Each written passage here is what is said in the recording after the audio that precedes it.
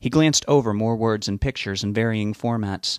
The post-effects of the spell would be an increase in heart rate, toughening of the skin, instant healing of wounds, increased strength, and total release of the bowels. That last part made Rob's brow furrow. All the rest sounded great, though. Who wouldn't want to do it? He read a part on a New Age-sounding theory about DNA activation.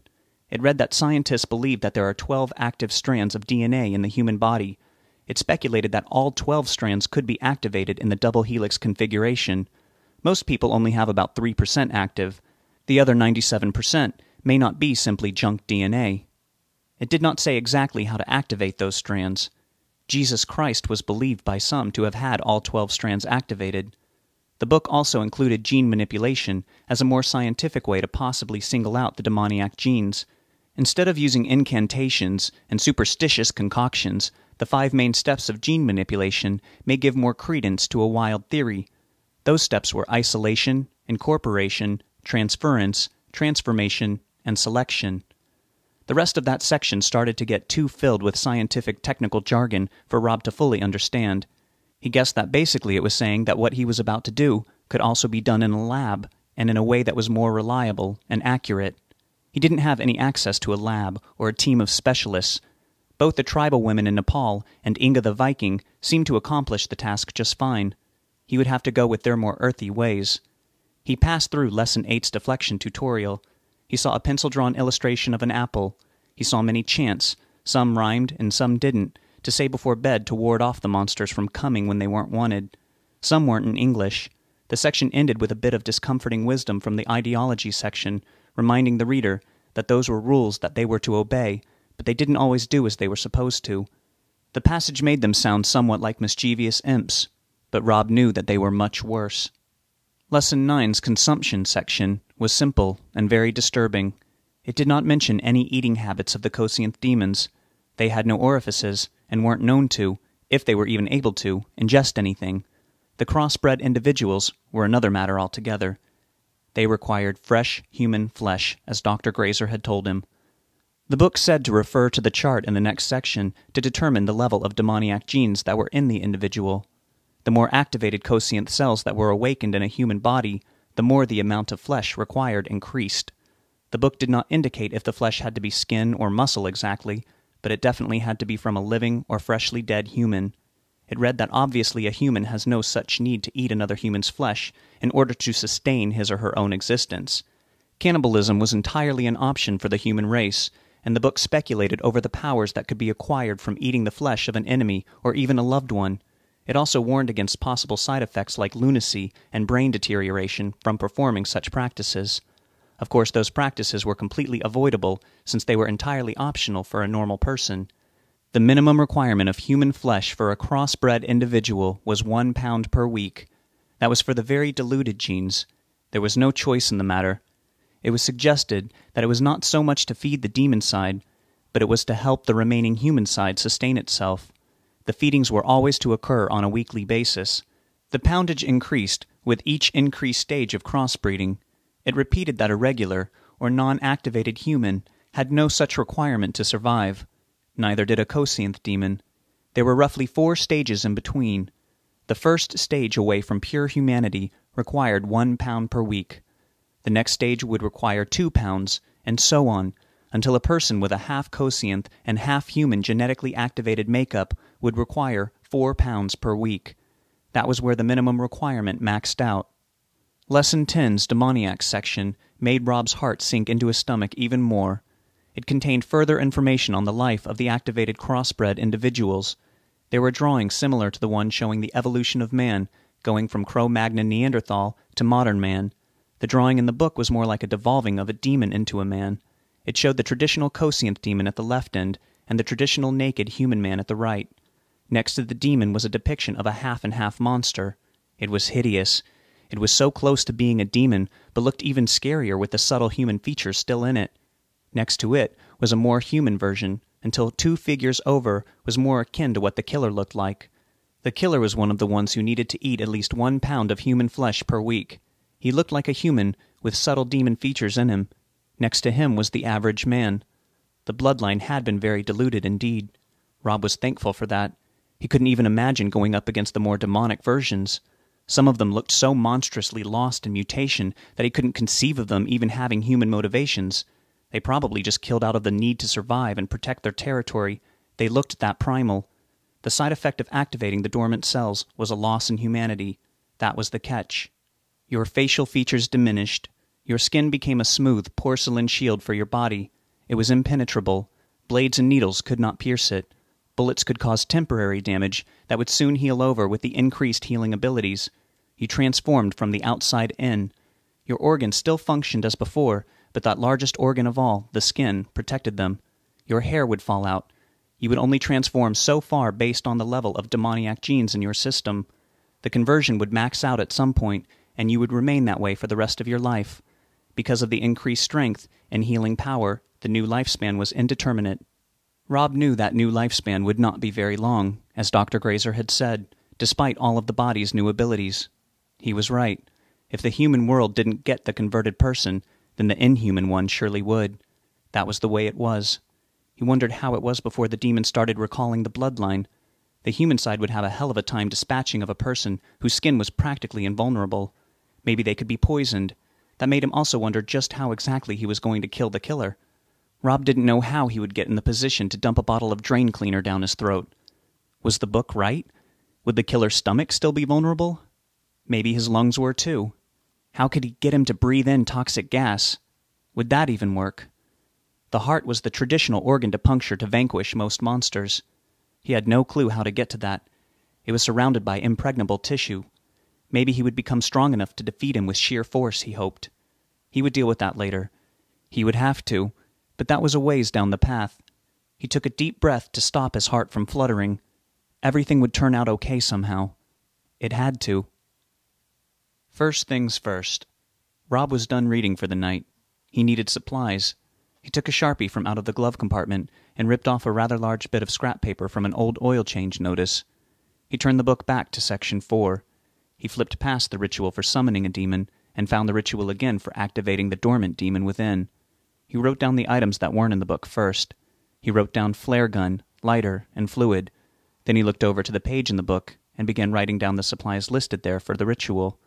Knife was what he wrote at the top of the list. He wrote eggs and bread.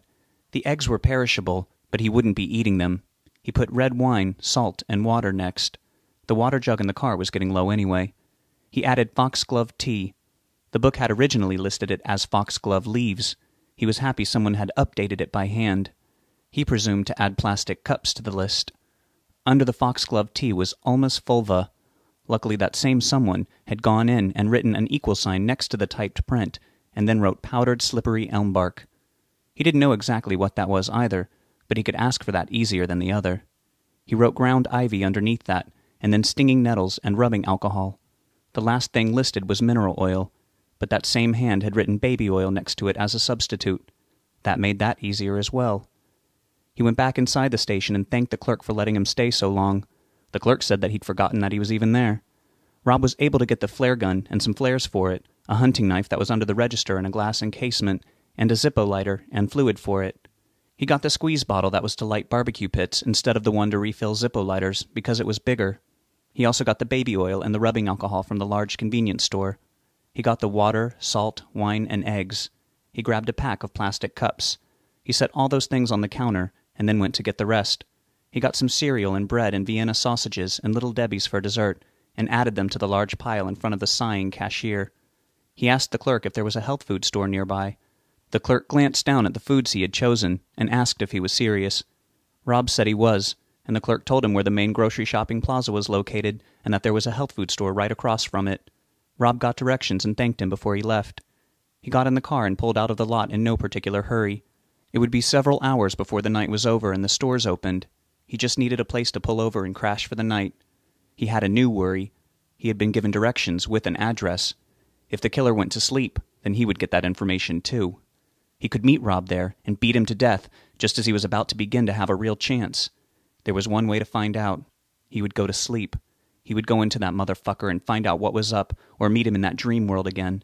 He would take that knowledge with him when he woke and then decide whether or not he could use the directions he had just been given. He pulled over at no particular point in his drive down the road. It was a widely uninhabited area, and when the side of the road smoothed out enough to let him off, he pulled under some trees until he was just out of sight of any passers-by. He killed the ignition and began to eat his less than luxurious meal. He wrapped some bread slices around the smelly but delicious little sausages. He was still hungry after his attempt at a sandwich, so he munched on some cereal. It was Lucky Charms. He got them for some sort of ironic joke. He was trying to keep a sense of humor about him. They were sweet, but when he was starting to get full, he opened a few of the Little Debbie oatmeal cream pies and swallowed them for dessert. He had been starving, and his unappealing meal had at least done its job. He was full. He felt good. He had a sense of hope in his fullness that wasn't there before he ate. He turned off the overhead light in the car and tried to go to sleep. It took him over an hour.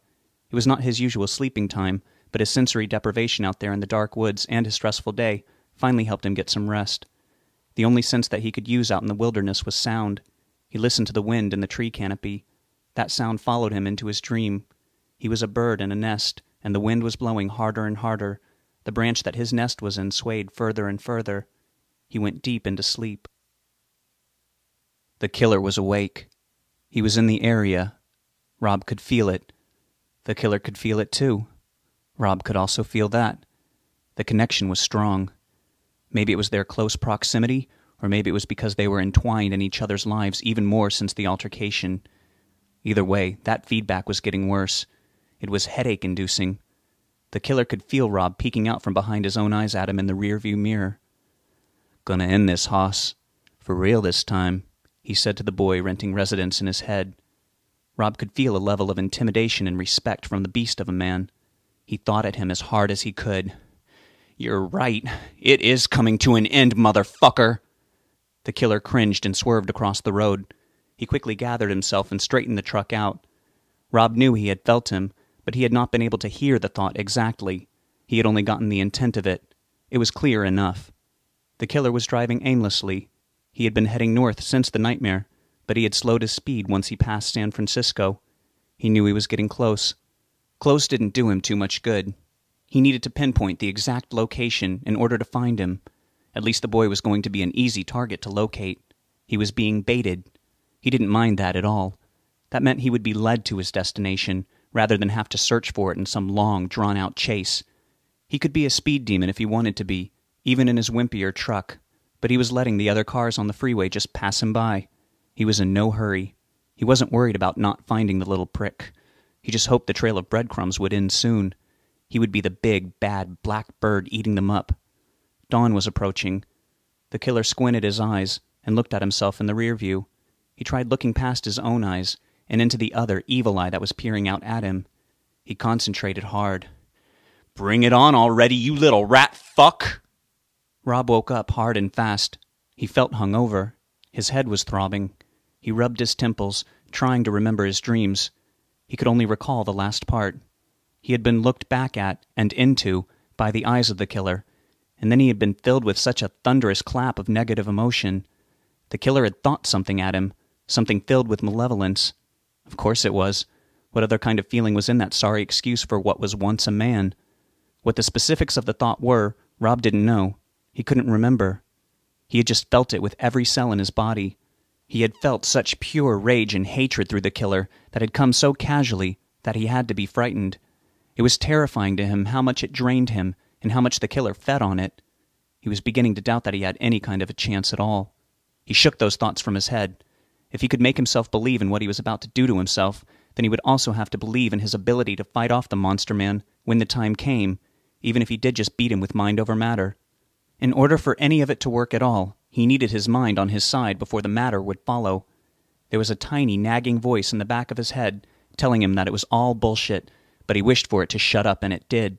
He was not out of his league. It was time to play with the big boys. He felt that his new state of mind was working already. It was daylight. It was early in the morning. Rob could tell from the quality of the light that was breaking its way through the canopy of trees. It was the opposite of magic hour, but it was not completely devoid of a magic of its own. It was a harsher sort of light that wasn't at its full unpleasant potential that it would have at noon. It was a light that was still full of the possibilities of the new day.